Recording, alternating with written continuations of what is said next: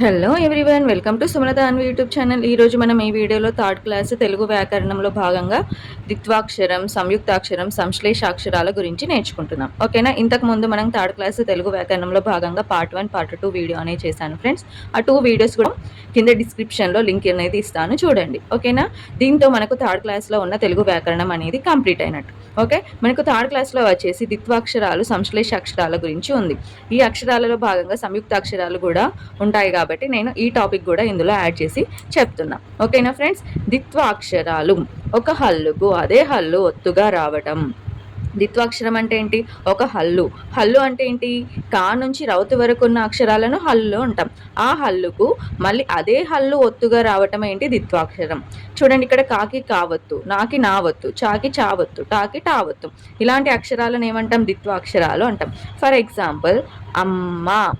ఇక్కడ చూడండి, మాకి మా వత్తు వచ్చింది. ఈ మా అనేది ఏంటి? ఒక ద్విత్వాక్షరం. ఓకే, నెక్స్ట్ నక్క. ఓకే, కాకి కావత్తు వచ్చింది, ఇదేంటి? ఒక ద్విత్వాక్షరం. ఓకేనా. ఇలాంటి ఒక హల్లుకు మళ్ళీ అదే హల్లు ఒత్తుగా రావడం ఏంటి? ద్విత్వాక్షరం. ఓకే, నెక్స్ట్ సంయుక్తాక్షరం, రెండు వేరు వేరు హల్లుల కలయిక. అంటే ఒక హల్లుకు ఆ హల్లు ఒత్తు కాకుండా వేరే హల్లు ఒత్తు రావడం ఏంటి? సంయుక్తాక్షరం. ఇదేమో అదే హల్లు ఒత్తుగా వస్తే ద్విత్వాక్షరం, వేరే హల్లు ఒత్తుగా వస్తే సంయుక్తాక్షరం. ఇక్కడ చూడండి, నాకు యావత్తు, కాకి రావత్తు, తాకి వావత్తు, షాకి నావత్తు. ఓకే, ఫర్ ఎగ్జాంపుల్ క్రమం. క్రమం. ఓకేనా. కాకి రావత్తు వచ్చింది, ఇది ఏ అక్షరం? సంయుక్త అక్షరం. అర్థమైందా ఫ్రెండ్స్. వర్ణమాల. వర్ణమాల. రాకి ఏ ఒత్తు వచ్చింది? నా ఒత్తు వచ్చింది, అంటే ఇది ఏ అక్షరం? సంయుక్తాక్షరం. ఓకేనా. ద్విత్వాక్షరం అంటే సేమ్ ఒత్తులు రావాలి, సంయుక్తాక్షరం అంటే డిఫరెంట్ ఒత్తులు రావాలి, ఒకే ఒత్తు రావాలి ఫ్రెండ్స్. ఓకేనా. ఇందులో చూడండి, ఒకే ఒత్తు వచ్చింది, ఇందులో కూడా ఒకే ఒత్తు వచ్చింది. ఇక్కడ డిఫరెన్స్ ఏంటి?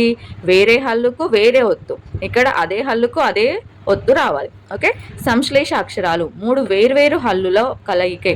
అంటే రెండు కన్నా అంతకన్నా ఎక్కువ హల్లులకు ఒత్తులను చేర్చడం ఏంటి? అది సంశ్లేష అక్షరాలు. ఫర్ ఎగ్జాంపుల్, ఇక్కడ సాకి రావత్తుంది, తావత్తుంది. ఓకే, ఇక్కడ తాకి మావత్తుంది, యావత్తుంది, సాకి తావత్తుంది, యావత్తుంది.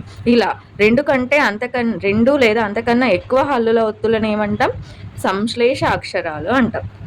ఓకే, ఓకేనా ఫ్రెండ్స్. దీంతో మనకి థర్డ్ క్లాస్కి సంబంధించిన తెలుగు వ్యాకరణం అనేది కంప్లీట్ అయిపోయింది.